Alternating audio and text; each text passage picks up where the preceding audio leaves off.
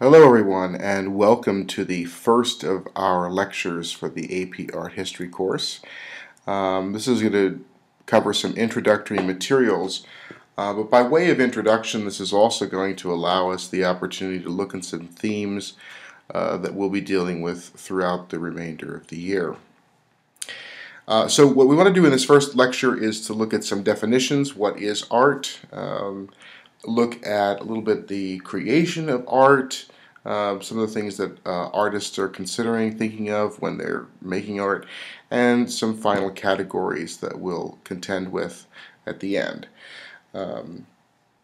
Different types, the distinction between, for instance, fine art and popular culture. Lazari and Schleicher go into great length in terms of trying to define what art is, and I really liked how they put this. That there are a great many difficulties in determining what constitutes art.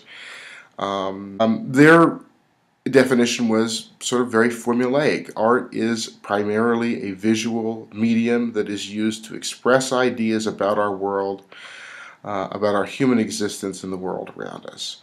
And so we'll see everything from very abstract art that tries to convey ideas and ideology to more or less naturalistic art that depicts the world around us, human beings as they might appear in it, realism and so forth. So it covers this definition is good because it covers the whole range really of artistic production. Some general characteristics that we're going to look at first, and again, these are themes that we're going to be asking about throughout the year. In any given class period, we'll say, what is the function of this art? Describe the visual elements of this work? What is the content of it? What is it if it's representational? That is, if it's representing something in the real world. What is it representing? What is the content all about? And then finally, a question of aesthetics. How do we make decisions about art? How do we make those certain judgments, good, bad, and otherwise? Let's first look at function. And there are a number of functions here. I'll be posting this PowerPoint as well on our online platform, so you can go back and you can look at some of these. I'll go through some elements here rather quickly. A number of the works of art that we look at in the first portion of the class are really all about or have many religious functions. So ancient Egyptian art, for instance, the cult of the dead, how that's recognized, how in Christian art Christ is represented, how in Islamic art there are many representations of human forms, but the words of the Quran in their calligraphy style end up looking very artistic, and they serve as embellishments, designs and patterns and so forth on the walls in mosques and so on. So there's how art assists in religious rituals, spiritual experiences, and so forth. How art can communicate thoughts and ideas and emotions. We'll see this, for instance, in many ways. We see it in the late Middle Ages and certain types of Christian religious art. We also see it in the Romantic period, kind of very emotional experience, a sense of whether it's mystery or wonder or back to nature or heroism. Romantic art tends to be very charged with ideas and emotional impact. All right.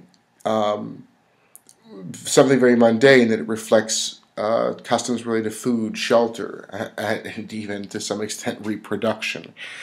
We think of food and homes and interiors and sort of Dutch painting in the 17th century, and how that sort of they depicted their homes and their goods, and still life becomes very popular in the 17th century, and so on. Interiors in the 19th century, the experience of the middle class and how middle class folks show off the way they live. in terms of glorifying the power of the state and rulers through the period known as the Age of Absolutism in the 17th and 18th century, portraits of monarchs. But then we're also going to have protest imagery, pictures that are taken that some would qualify as art of Buddhist monks setting themselves on fire and protesting the Vietnam War in the 1960s. Many of these become iconic images. Our question is, does this actually rise to the level of art? Okay, so there are any number of functions that we can see here. Promoting social cohesion, simply recording human likeness in an age before photography. And certainly there's educational art that reminds us of historical scenes, and things that are simply there to be appealing and entertaining to us. And we look at these two images as a good example of that kind of functionality. In this case, it's the power of the ruler, and we have two images. One that you might be familiar with, and one maybe you're not so familiar with, from very different cultures. The Olwe of Ise, the people from West Africa. This is a female caryatid and equestrian. You can actually see down in here in the detail this caryatid, this female figure, is actually riding a little miniature donkey or horse down here. And then, of course, over here we have the great bronze equestrian statue of Marcus Aurelius, or a copy of the original. The original is in a museum. Here is a copy that is one of the last really remaining images of a Roman emperor in bronze that survived all the many ages since the late 2nd century AD. Both of these, however, have a very similar function, and they're showing off the power, or they're a statement of the power of a particular ruler. Okay? Sometimes, though, and this is a good example, caryatid over here, that term is used to describe this. However, that's a term that we'll come across when we study Greek art. Caryatids are specific elements of Greek mythology and that are used in Greek architectural columns. And so art historians have appropriated that word from the Greek culture and used this for the West African culture. So again, many of the things that we're going to be doing over the course will be comparing the functionality of two works of art in very different styles, and how they project similar ideas or themes, or how they project very different ideas or themes. Okay. In our next lecture, we're really going to dive into these elements, and this actually will serve as the basis of your short assignment for the summer. And that is developing a language to describe what we see. Formal elements, probably the most kind of technical learning that we'll be doing over the course, is developing a language to describe lines. Are they straight? Are they dotted? Are they curvilinear? What is the color? Is it warm? Is it cool? Is there contrast? The mass or volume of a particular, let's say, figures in a painting, do they have plasticity? Are they opaque? Are they solid? All that kind of language in terms of visual analysis is really going to be critical. Sometimes we have a tendency to try to first understand what the painting or sculpture or whatever medium we're talking about is trying to do or trying to say. That's function and content. Really, one of the first things we need to do is to accurately describe it. So we'll be working with the language of visual form first. Okay. Other elements that go along with visual form: the overall composition, the arrangement of figures within a composition, and so on. Is it balanced? Is it unbalanced? Is there a sense of perspective? Is it linear perspective or atmospheric perspective? Things like this all fold into our visual description. Then finally, what I mentioned a moment ago, materials or medium. Is it wood? Is it bronze? Is it stone? Is it canvas? Is it oil? Is it tempera?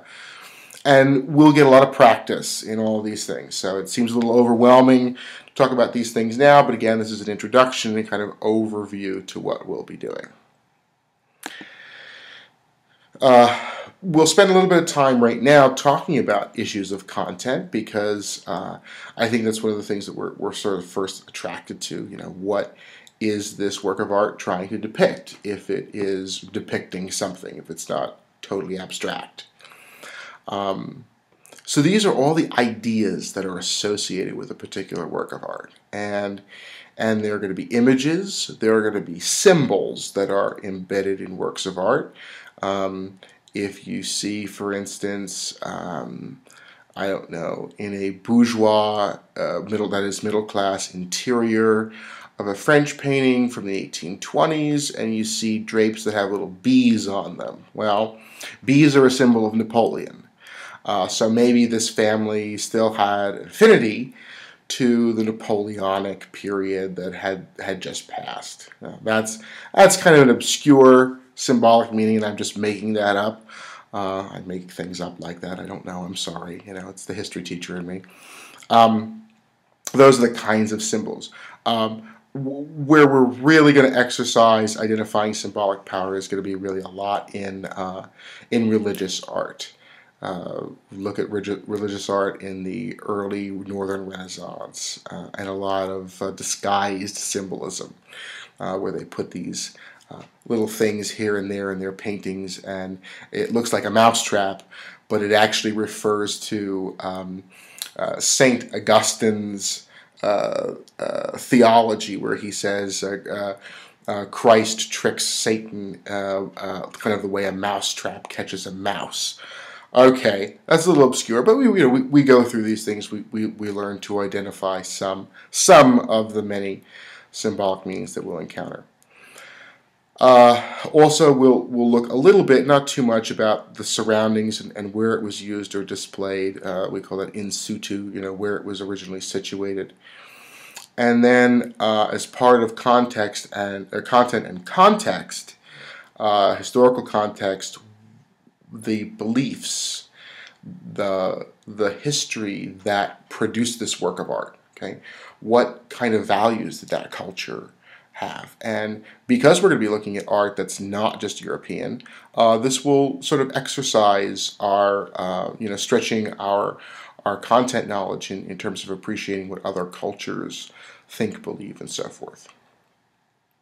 Okay. Finally, we will also look at some other writings that help explain artwork. We certainly by the time we get to the 20th century, and even before that, really, artists are actually explaining their own creative process. That's kind of interesting to look at. We have other sources that talk about what is good art, what's not. For instance, Baudelaire writing about the new art of the 1860s, 70s in France, or Giorgio Vasari talking about Renaissance, the lives of Renaissance artists, and so forth.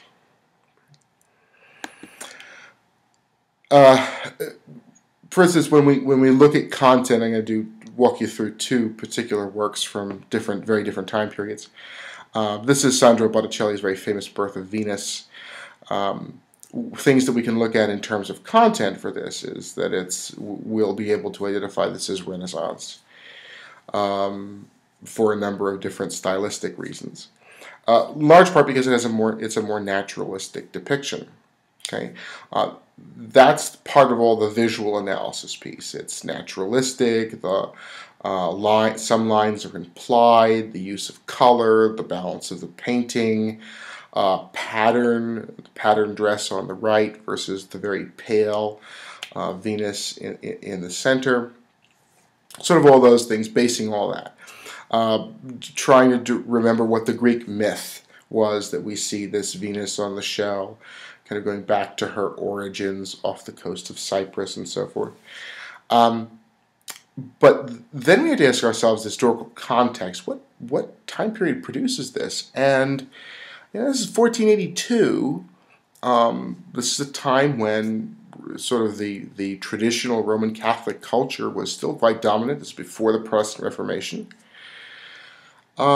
how would people have responded to this in a world that was used to imagery being virtually all religious in a very, in Europe anyway, very specific type of religion, seeing depictions of Christ on the cross or the Virgin Mary, the Madonna and Child, or any number of Christian imagery, to see this now that's hearkening back to Greek mythology.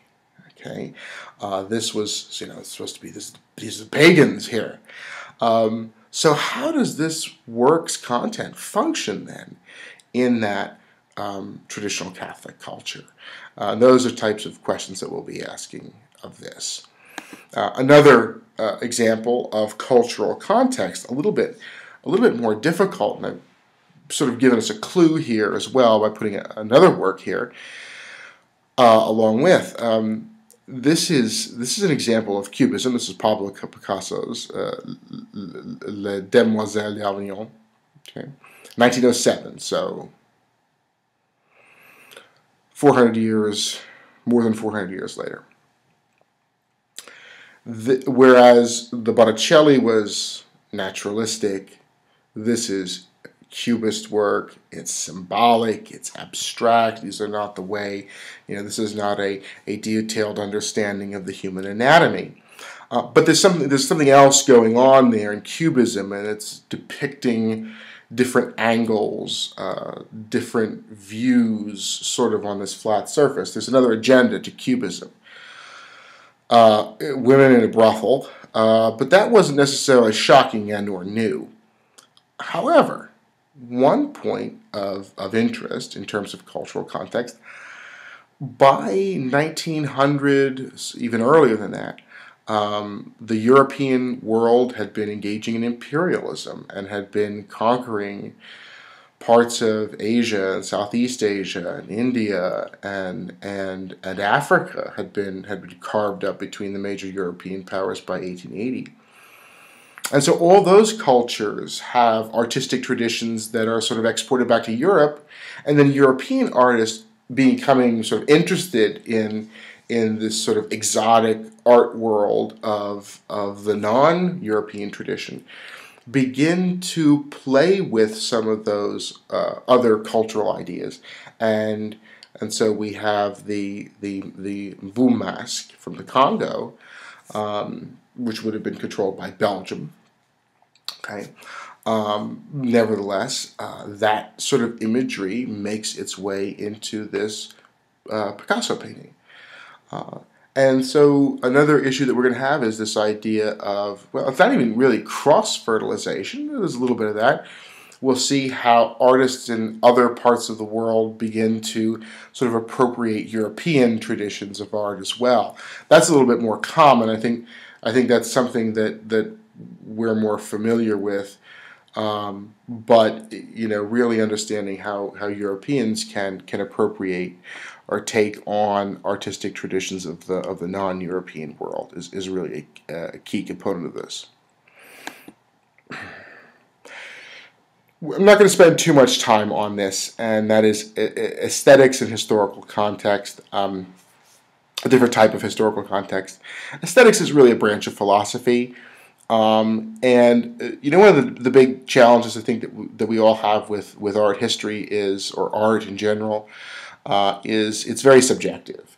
But what aesthetics really tries to do is move beyond the individual taste, right? And tries to critically reflect with an appropriate language, as we talked about, using the appropriate terms of really giving it a good, thoughtful analysis of a work. And then reflecting on how that fits within a cultural context, how cultural values are shown through that. Okay,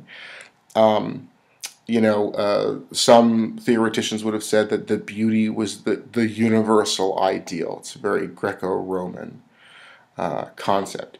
But today we might consider more, especially since the Impressionists and Expressionists in the late 19th century, how art functions sociologically and psychologically, and that's where its value lies, right? Not necessarily being pretty, although there's a difference between pretty and beautiful, but maybe beauty isn't all that it's about, and there's something else that's more important that speaks to human beings. We'll look at throughout the course. I threw this mention of this in here right now, of the process of creating particular works of art. We'll do that more as we go along. I'm not going to spend too much time on this. But things that we have to consider that go through the artist's mind, how he perceives the world. Not all artists are just simply eyes who stare and paint what they see, but a little bit of their response to what they see comes into it. And so the creation of art is not simply looking at it and sort of copying it down the way a scribe would copy down, or someone who's doing dictation would copy down a speech or something. There's a little bit more subjectivity in there. They're going to establish a mood that recasts what they see, and that's what we see in the end. You know, we don't see the original landscape; we see the artist's perception and response to that landscape. Okay, or is there something the artist is trying to express? Okay, there's a whole branch of art in the late 19th and early 20th century called Expressionism that sort of cuts below, digs below the layers of the superficial, which is just what we see, and tries to tap into what the artist feels or what the artist senses is being felt by people in his or her canvas. Okay? And this all goes into artistic creativity. We'll see varying degrees of creativity throughout time. Okay.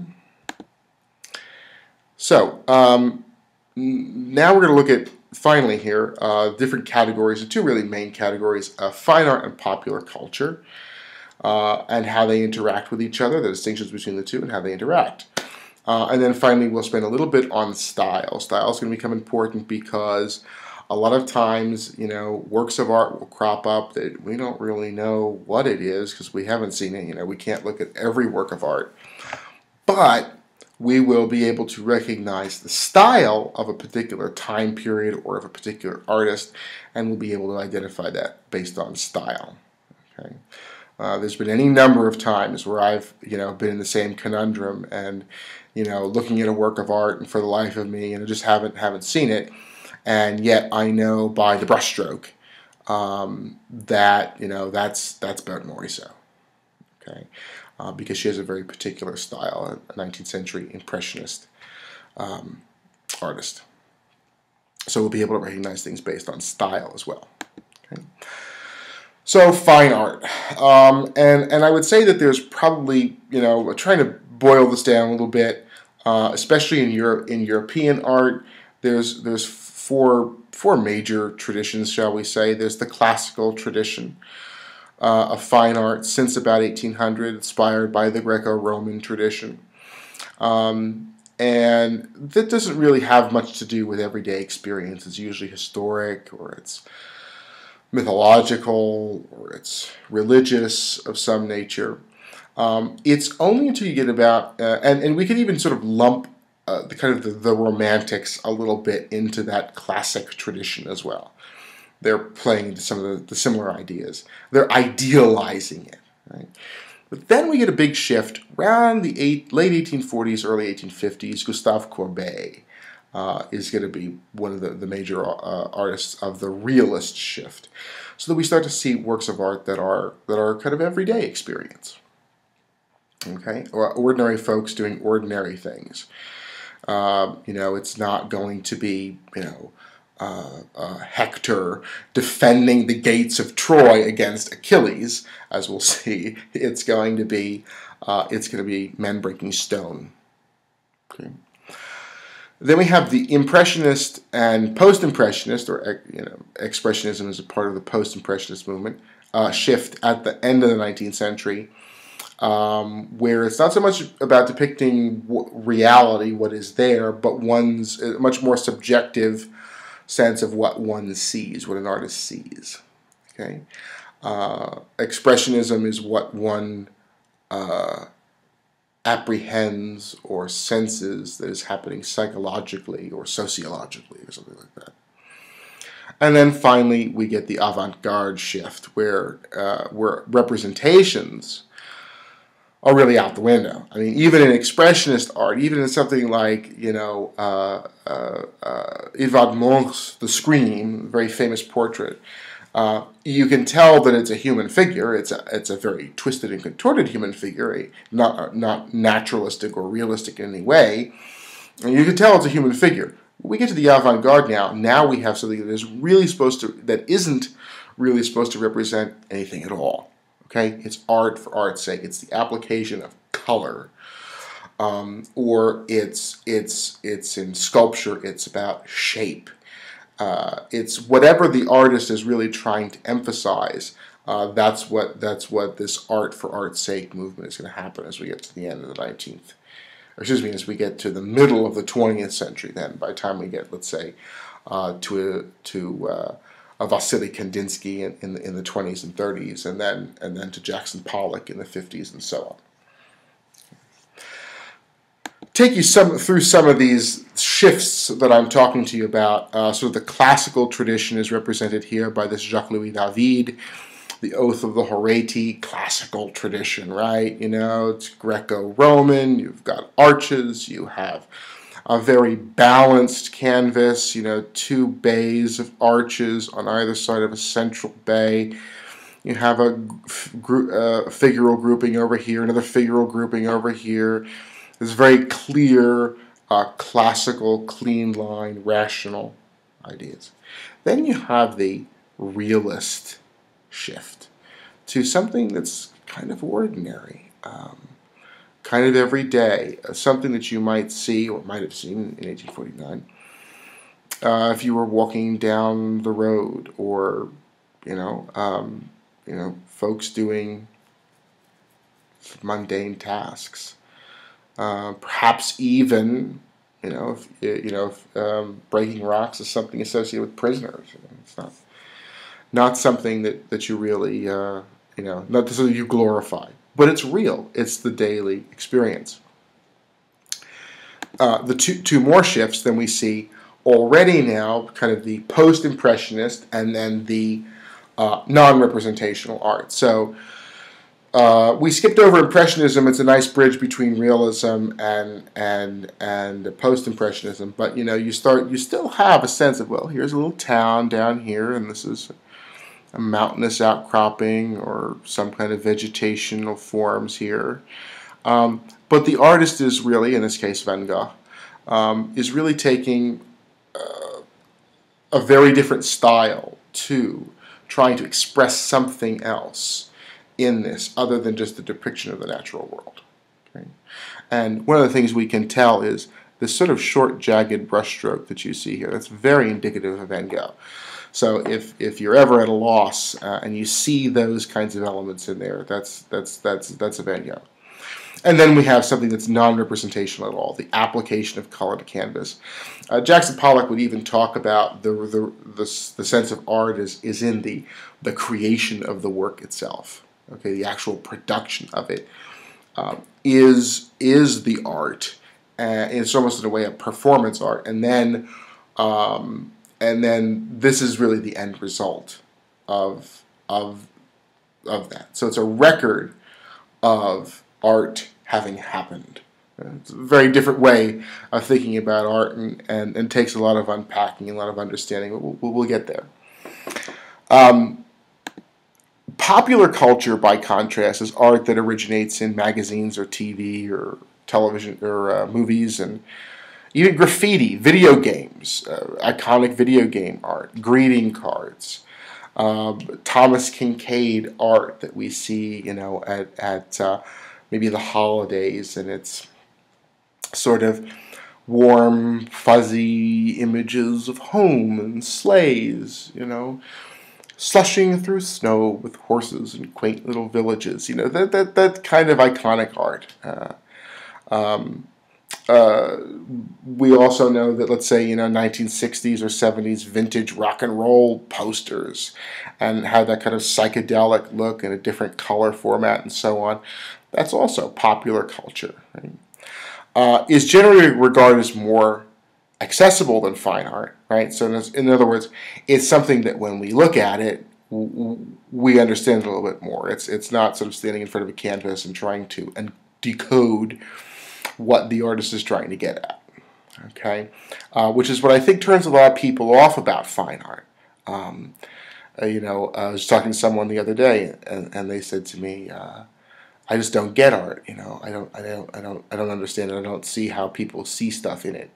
And part of this course is really going to be about how we develop a language and a way of looking so that we do see stuff, shall we say. The same frustration I think we have with poetry. It's a question of gaining more experience with it and learning more about poetic devices, or about biblical or Greek mythological allusions that can happen in it, and then we begin to understand the poetry a little bit more, and we gain a greater appreciation for it. We just need that descriptive language. It should also be mentioned that popular culture and fine art are not unrelated. They are not. There is a cross-fertilization. There is a connection between the two. And here's an example that I chose from around the same time period, within 20 or so years of each other. This is the Orchestra of the Opera by Edgar Degas from 1870. We see here. Okay. And then we see Henri Toulouse-Lautrec's, one of his posters that was designed to advertise the Moulin Rouge in the Montmartre portion of Paris. Particularly one particular artist, Jean Avril, that he was very famous for sort of advancing the career of this young woman at Dancing at the Moulin Rouge. One of the things that you see here is, right, here's the very different perspective, okay? But here are the young dancers up here. Here's the cello or bass. Well, here now we have the cello and bass, we have the stage, we have one of the dancers. So certainly there's a borrowing back and forth between the two worlds. There will be other artists from the late 19th century who will sort of look at some of the things that are going on in popular culture. And the Moulin Rouge was not, it wasn't the Paris Opera, it wasn't the ballet. It was, sort of maybe a somewhat more risque part of town, a different kind of entertainment for the masses. But nevertheless, there will be artists of the formal tradition, or the more or less formal tradition. Degas would have actually been part of kind of the outsider group of artists as an impressionist. But there will be folks who actually go from Degas' crowd who will make images of who will respond to the types of images that Toulouse-Lautrec is making. Okay. And finally, we look at style. And again, this is something that you can look at on the PowerPoint presentation, but I've used a lot of these terms already. Is the work of art abstract? Is it depicting something that we readily see in nature? Or is it not very naturalistic? Are the sense of scale, if you look at, for instance, Egyptian art, carvings, and so forth. People who are more important tend to be bigger. People who are less important tend to be smaller. Well, that's not perspective. That's a different idea that's being imposed upon this work of art and tends towards this abstraction. Naturalism is the opposite, trying to depict things as they appear in nature. Does it represent something? Okay, as we've seen with most of the art, or is it non-representational, not really representing something as we saw in the Jackson Pollock example? Okay, is it realistic or is it classical? Does it idealize a particular time period or thing? Is it trying to express emotions, and so on? Okay.